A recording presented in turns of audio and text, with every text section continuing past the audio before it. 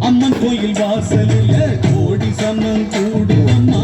பொங்க வச்சு பூச வச்சு சந்தனம் பாடுதம்மா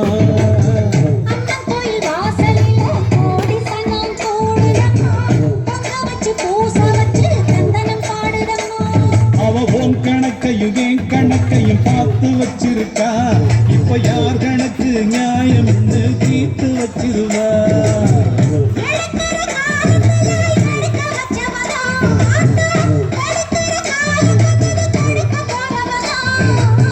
அம்மன் கோயில் வாசல்ல கோடி சன்னம் கூடுதம்மா பொங்க வச்சு பூச வச்சு சந்தனம் பாடுத